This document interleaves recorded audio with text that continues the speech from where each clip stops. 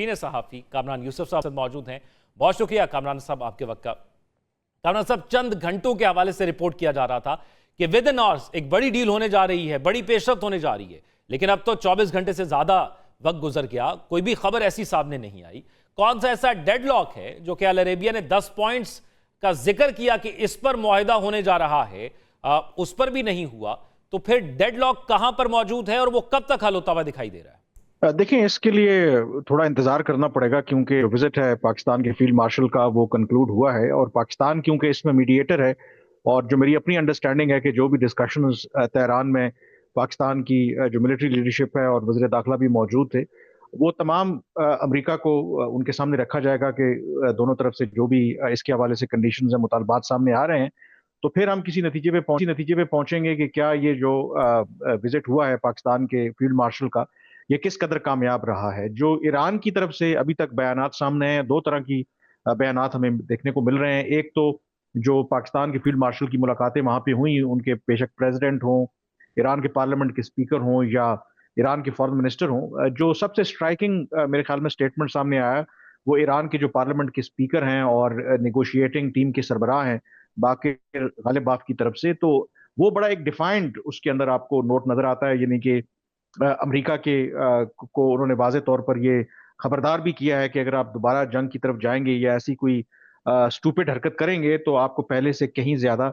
सख्त जवाब मिलेगा। तो अगर आप उनके बयान को सामने रखें तो शायद आपको लगता है कि हम डील से बहुत करीब हैं। लेकिन जो ईरान की वजारत खारजा है, उनके तर्जुमान का जो स्टेटमेंट है, उसके अंदर आपको एक सिल्वर लाइनिंग नजर आती है। उन्होंने बात इंटरेस्टिंग की है। एक तरफ वो कह रहे हैं कि हम मुआहदे के करीब नहीं भी हैं और दूसरी तरफ ये कह रहे हैं कि हम मुआहदे के करीब भी हैं। तो इसका ये मतलब है, और बात उन्होंने एक्नॉलेज भी किया है कि ये जो बैक एंड फोर्थ पाकिस्तान के जरिए जो मुख्तलिफ तजावीज़ का तबादला हो रहा है, तो दोनों जो फरीकैन यानी कि अमेरिका और ईरान है, पहले के मुकाबले में करीब आए हैं। तो इसका मतलब है कि ये जो एक्सटेंसिव इंगेजमेंट पाकिस्तान की तरफ से हुई है ईरान के साथ, उसमें कुछ ना कुछ तो जो गैप है उसको क्लोज करने की कोशिश की गई है। अब सवाल ये है कि क्या वो जो गैप है इस कदर क्लोज कर लिया गया है कि एक अबूरी डील की तरफ हम बढ़ सकें। उसके लिए मेरे ख्याल है थोड़ा हमें इंतजार करना पड़ेगा। उसके बाद मेरे ख्याल में क्लैरिटी नजर आएगी हमें। अच्छा कामरान साहब, दो खबरें रिपोर्ट हुई हैं, ये जो गैप आप जिक्र कर रहे हैं इसके हवाले से भी। एक तो माजी में भी हमने देखा कि ये डिस्कस हो रहा था कि ईरान कह रहा था कि हमारा जो नुकसान हुआ उसको पूरा करे अमेरिका, कंपनसेट करे। अब अल अरेबिया की जानिब से ही ये रिपोर्ट किया गया कि ईरान एक तो कहता है कि जो नुकसान हुआ स्टेट ऑफ हॉर्मुज़ हम ओपन कर देंगे, पहली जैसी कंडीशन कर देंगे जो 28 फरवरी से पहले थी, लेकिन जो नुकसान हुआ वो कंपनसेट किया जाए। दूसरा ये कहा जा रहा है कि पहले मुआहदे पर साइन करने से पहले जो दूसरे मरहले में बात होनी है, जो सैंक्शंस है और ईरान पर ईरान के जो एसेट फ्रीज हैं, उसकी अभी यकीन दहानी कराई जाए। आपको लगता है कि ये मामला पहले जब ये ड्राफ्ट पर साइन होगा उससे पहले ये डिस्कशंस रिजॉल्व कर ली जाएंगी? मामला है यकीनी तौर पर। इससे पहले तो ईरान का जो न्यूक्लियर प्रोग्राम है वो एक मेन इशू था, लेकिन इस जंग के नतीजे में ये स्ट्रेट ऑफ फॉर्मोस वाला मामला जो है एक मेजर स्टिकिंग पॉइंट बन गया है।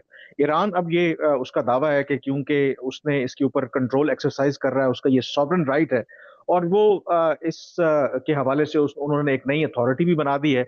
और वो ये कहते हैं कि अब जो स्ट्रेट ऑफ फॉर्मोस है वो 28 फरवरी से जो पहले वाली सूरत हाल है उसके तहत नहीं, बल्कि नए प्रोटोकॉल्स के तहत चलेगा। लेकिन ये बात ना अमेरिका उसको काबिल कबूल है, बल्कि जो गल्फ के कंट्रीज हैं, चीन, even as a matter of fact Pakistan जो है, उसको भी काबिल कबूल नहीं है, क्योंकि इससे एक ऐसा प्रेसिडेंट सेट हो जाएगा कि फिर जो बाकी इस तरह की वाटरवेज हैं, वो बेशक साउथ चाइना सी हो, स्ट्रेट ऑफ मलाका हो, तो वहां पर भी जो जो मुल्क उसके साथ लगते हैं, तो अगर इस तरीके से वो अपना कंट्रोल एक्सरसाइज करना शुरू कर देंगे, तो जो इंटरनेशनल मैरिटाइम के जो रूल्स, जो प्रोटोकॉल्स हैं, वो तो बिल्कुल खत्म हो जाएंगे। तो मेरा ख्याल है कि इसके हवाले से ईरान के पास जो है लेवरेज तो उनके पास जरूर है, लेकिन वो किस हद तक उसको सस्टेन कर सकते हैं ये बड़ा इंपॉर्टेंट है।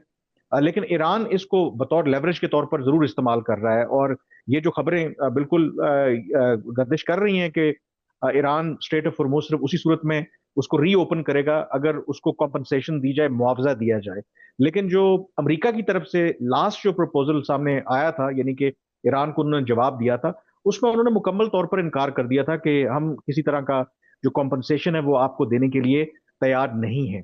तो अब सवाल इसमें सबसे इंपॉर्टेंट यही है कि क्या जो दो पोजीशंस हैं, एक तरफ ईरान स्ट्रेट ऑफ हॉर्मुज के ऊपर अपना कंट्रोल रखना चाहता है, दूसरी तरफ अमेरिका समेत बाकी जो खित्ते के ममालिक हैं वो नहीं चाहते कि ईरान इस तरीके से कंट्रोल करे। तो क्या कोई दरमियानी रास्ता जो है वो ढूंढा जा सकता है? इसके हवाले से बात हो रही है। कुछ लोगों का ये ख्याल है कि शायद पाकिस्तान के जो फील्ड मार्शल वहां पर गए थे, कुछ जो रिपोर्ट्स हैं, इसकी तस्दीक तो नहीं की जा सकती, कि शायद ये किया जाए कि ये कोई यूएन का मैकेनिज्म हो, उसके तहत ना ईरान करे ना कोई और करे। शायद यूएन के मैकेनिज्म के तहत कोई ऐसा फ्रेमवर्क बना दिया जाए कि जो स्टेट ऑफ हॉर्मुज को वो कंट्रोल करे। लेकिन ऑब्वियसली इसकी हम तस्दीक नहीं कर सकते। पाकिस्तान की इन एनी केस कोशिश यही है कि कोई मिडिल वे ढूंढा जाए जिसके जरिए वो बेशक स्टेट ऑफ हॉर्मुज वाला मामला हो, या फिर जो ईरान का न्यूक्लियर प्रोग्राम हो, कॉम्पनसेशन हो, या फिर सैंक्शंस वाला मामला हो, उसके हवाले से कोई बातचीत आगे बढ़ सके।